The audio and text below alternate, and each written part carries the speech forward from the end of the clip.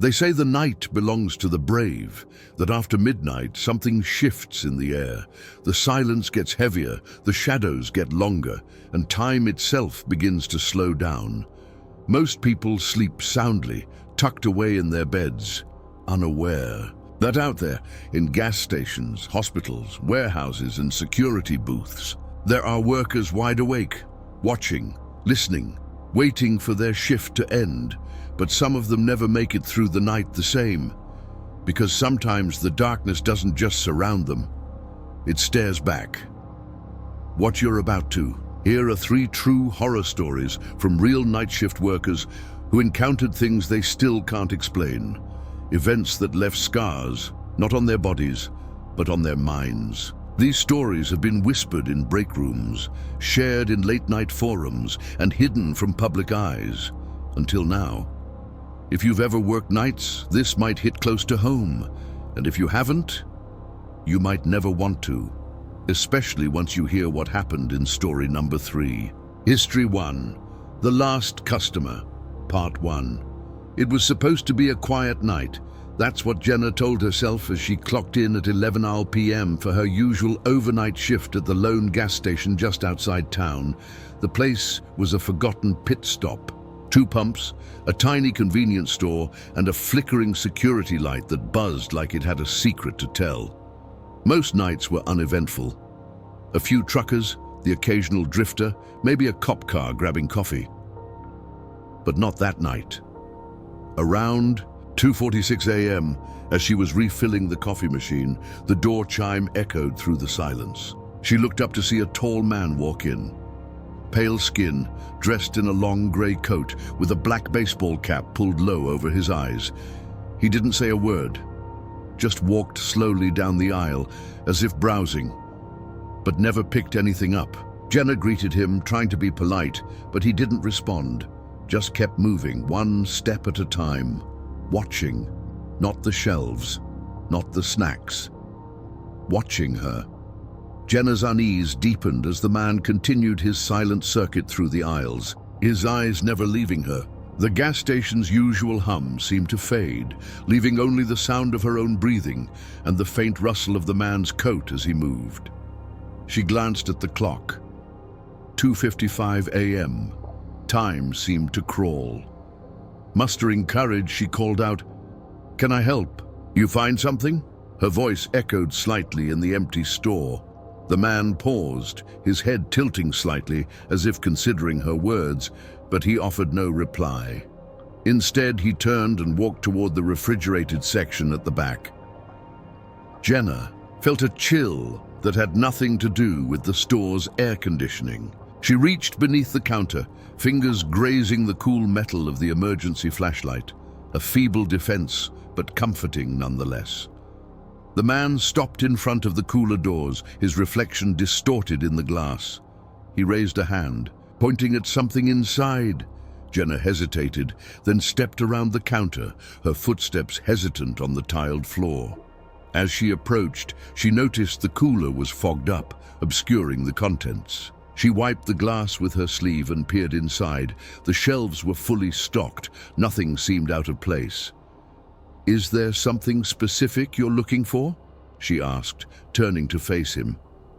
But the man was no longer there. Her heart pounded as she scanned the store. The aisles were empty. The door hadn't chimed to signal his exit, and the security monitors behind the counter showed no movement. A cold sweat broke out on her forehead. She hurried back to the counter, eyes darting to every shadowed corner. Picking up the phone, she considered calling the local sheriff's office, but hesitated. What would she say? That a customer vanished into thin air? She set the phone down, taking deep breaths to calm herself.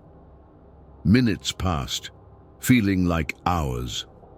Then the door chime sounded again. Jenna's head snapped up, relief flooding her as she saw Officer Daniels from the sheriff's department step in. "Everything all right, Jenna?" he asked, his brow furrowed. She opened her mouth to respond, but before she could speak, the overhead lights flickered violently, plunging the store into darkness for a split second before the emergency generators kicked in, bathing the interior in a dim, reddish glow. The sudden change cast eerie shadows that danced along the walls. Officer Daniels instinctively reached for his flashlight, illuminating the store's interior. "Stay here," he instructed, moving toward the aisles. Jenna nodded, gripping the edge of the counter until her knuckles turned white. The officer moved, methodically checking each aisle, the beam of his flashlight cutting through the dimness. "There's no one here," he finally said, returning to the counter. "Are you sure you saw someone?" Jenna nodded vigorously, describing the man in detail. Daniels listened, his expression unreadable. "Let's check the security footage," he suggested. Together, they moved to the back office where the monitors displayed the recorded feeds. Rewinding to the time in question, they watched as Jenna worked behind the counter. Then, the door chime sounded, and she looked up. But the screen showed no one entering. Jenna's face paled. "That's not possible," she whispered. "I saw him. He was here." Daniels frowned, replaying the footage. "Maybe the cameras missed him," he offered, but his tone lacked conviction. Determined to prove her account, Jenna pointed to the cooler section. He was right there, pointing at something in the fridge. Daniels fast-forwarded the footage to that moment.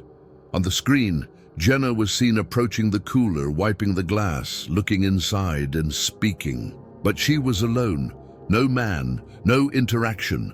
Just her, seemingly talking to empty space. Jenna's knees felt weak. She sank into the office chair, head in her hands. "I'm not crazy," she murmured. Daniels placed a reassuring hand on her shoulder. "I believe you," he said softly. "There have been stories about this place. You're not the first to experience something odd during the night shift." Jenna looked up, eyes wide. "What do you mean?" He hesitated, then continued. "Years ago, a man matching your description was a regular here. One night, he collapsed near the coolers and died of a heart attack before help arrived. Some say his spirit lingers." Jenna swallowed hard, the weight of the revelation settling over her. The rest of the night passed without incident, but Jenna couldn't shake the feeling of being watched. Every shadow seemed to stretch toward her. Every creak of the building made her heart race. When dawn finally broke, she stepped outside, breathing in the cool morning air, trying to dispel the lingering dread. She decided to take a few days off, needing time to process what had happened. During her break, she delved into local archives and old newspapers, uncovering the story of a man named Harold Green who had indeed died in the gas station years prior. The photograph accompanying the article sent shivers down her spine. It was the man she had seen. Armed with this knowledge, Jenna returned to work, more prepared for the unexplained. She began leaving a small cup of coffee near the coolers. Each night, a silent offering to the spirit she now believed shared her shift. The disturbances lessened, and while the sense of another presence never fully disappeared, Jenna found a strange comfort in the routine. The night shift was never truly lonely again. History 2, the basement. Darren never thought taking a night shift at the old retirement home would change his life, or nearly end it. He was just a college kid, trying to make extra money. The place was eerie, even in the daylight. Faded. Wallpaper, long corridors, rooms filled with antique furniture and forgotten stories. At night, it felt like time stood still. His job was simple: walk the halls every hour, check on the patients, and stay awake. But on his third week, something changed. At exactly 3:13 a.m., he heard it. A knock. 3 slow, deliberate taps echoing through the first-floor hallway.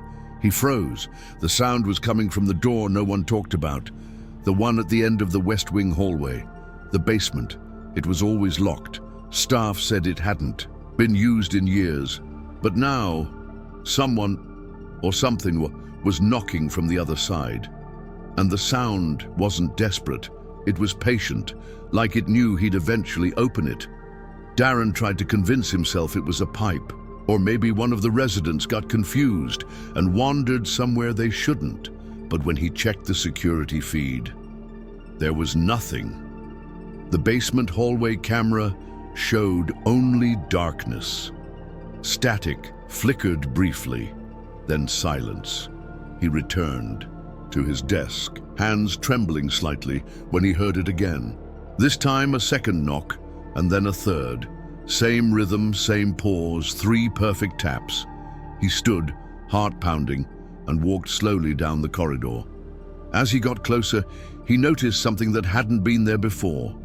A faint trail of wet footprints leading from the basement door all the way down the hall, stopping just a few feet from where he stood. But there was no sign of anyone, no sound, no voices, just the low hum of fluorescent lights and the overwhelming weight of something watching him. He approached the basement door slowly. The metal knob was ice cold. He reached for his master key, but the door was already unlocked. It clicked open with a groan that echoed through the walls like a scream. The door creaked as it opened, revealing a steep staircase swallowed in shadow. A thick, musty odor hit Darren instantly, the smell of wet earth, rust, and something older. He clicked on his flashlight, but the beam barely cut through the darkness. Each step he took echoed unnaturally loud, as if the basement was deeper than the building itself. The further down he went, the colder it became. Then, a whisper, faint, right behind him. It said his name. Darren! He spun around, shining his light back up the stairs. No one was there. Heart racing, he continued downward until he reached a corridor lined with rusted pipes and flickering bulbs. That's when he saw it. A door at the end, slightly ajar. Inside, the walls were covered in old photographs, black and white portraits of residents long gone, some of whom Darren recognized, but their eyes were scratched out. All of them. And carved into the wall beneath each one was a date. Every date was the same, 3:13 a.m., the exact time the knocking started. Darren backed away from the wall, the weight of the moment crushing down on him, the scratched-out eyes, the repeated time. It couldn't be coincidence. Just as he turned to leave, a loud metallic bang rang out behind him. The door slammed shut on its own. He bolted toward it, flashlight swinging wildly, but when he grabbed the handle, it burned his skin. The metal was scorching hot. That's when he noticed it. In the corner of the room, something moved. A shape, hunched, twitching, whispering. Darren froze as the figure slowly turned its head toward him, eyes black, hollow, and leaking something thick and dark. Its jaw hung loose, impossibly wide, and from it came a raspy voice that repeated the names of 3 residents Darren had seen earlier that night. But they were all dead. Had been for years. The thing stepped forward, dragging its limbs, and spoke a final phrase that Darren would never forget. They opened the door. Now you must stay. The light flickered once, then went out. Darren woke up hours later, sprawled at the top of the basement stairs.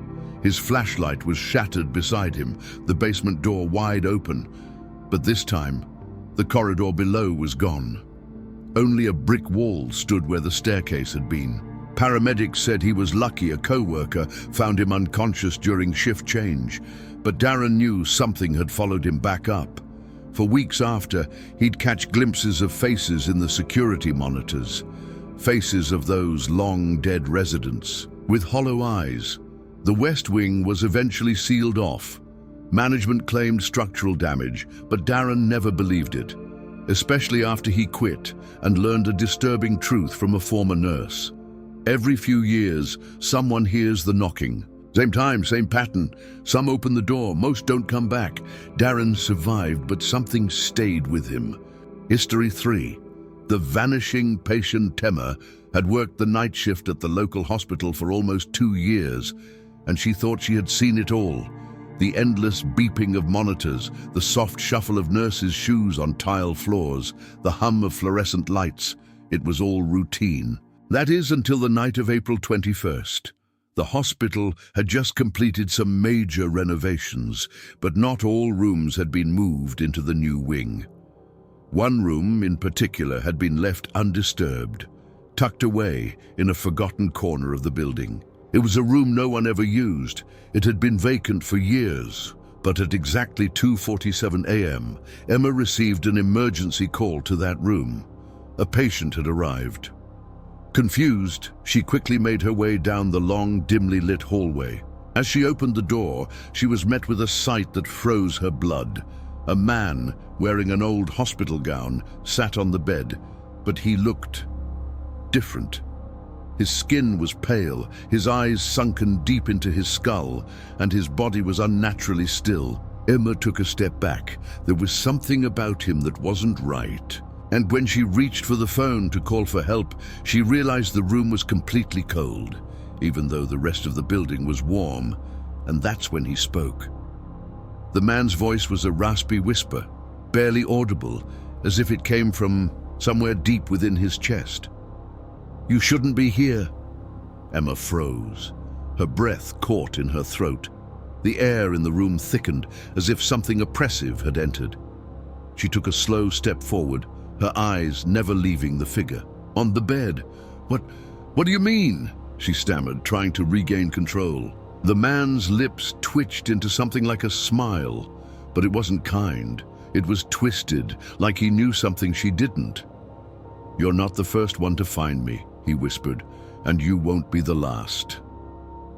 Emma reached for the emergency button, but before she could press it, the lights flickered and the temperature in the room plummeted. She shivered, her body suddenly chilled to the bone. The man shifted his weight on the bed, and the eerie stillness of the room became unbearable. She could hear the faint sound of footsteps in the hallway, but when she turned to look, the hall was empty. Alone again with the man, Emma could feel her pulse racing. "Who are you?" she asked, her voice trembling. The man's eyes locked with hers, and in that moment, Emma saw something she couldn't explain. A deep, unnatural emptiness. "I died here," he whispered, "but I'm still waiting." Emma felt a chill run down her spine, and then, just as quickly as it began, the room seemed to change. The shadows deepened, the air grew colder, and Emma realized the man on the bed wasn't a patient. He wasn't even human. Emma's heart pounded in her chest as she backed away from the bed, unable to take her eyes off the man.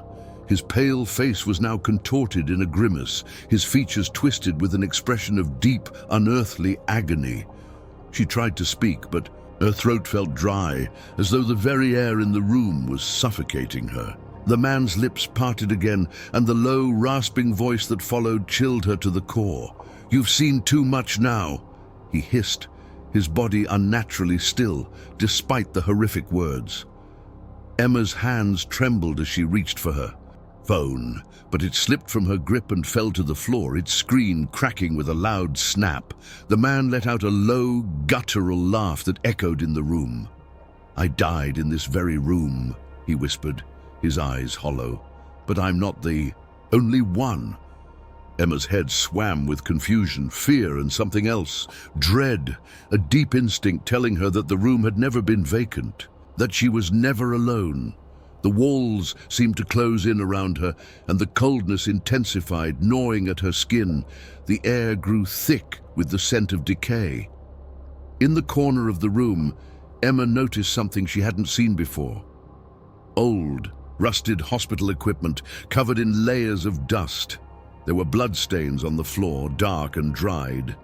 As she turned back to the man, his eyes locked onto hers, and his lips twisted into a cruel smile.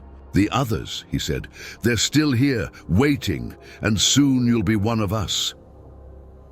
At that moment, the lights flickered once more, and the room was plunged into darkness. The darkness in the room swallowed Emma whole. She fumbled for her flashlight, her hands slick with sweat, but when she finally clicked it on, the beam cut through nothing but blackness. The man on the bed was gone. In his place there was only a smear of blood, fresh and red, pooling on the floor. Emma's breath caught in her throat as she turned toward the door. The faint sound of footsteps echoed in the hallway once more, but this time they weren't distant. They were right outside.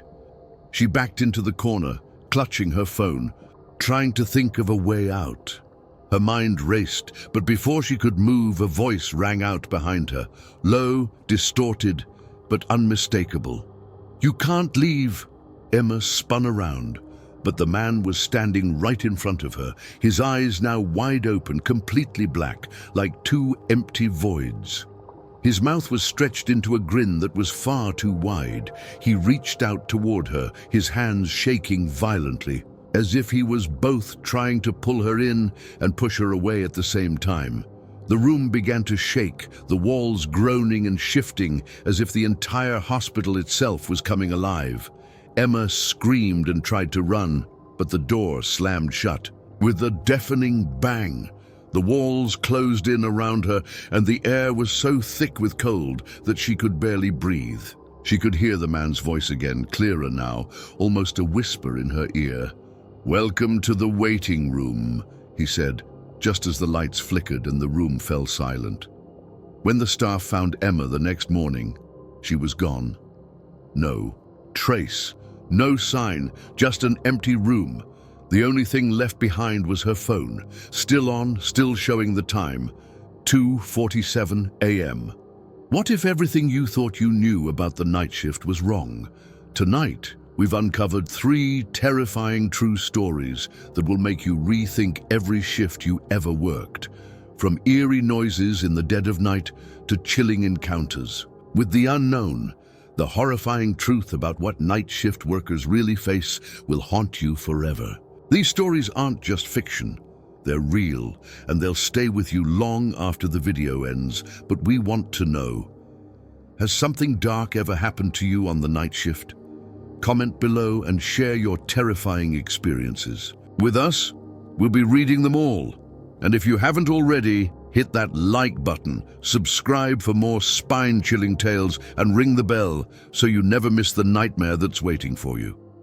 Join our growing community of those who aren't afraid of the darkness, because what happens at night is just the beginning. Are you ready to face your worst fears?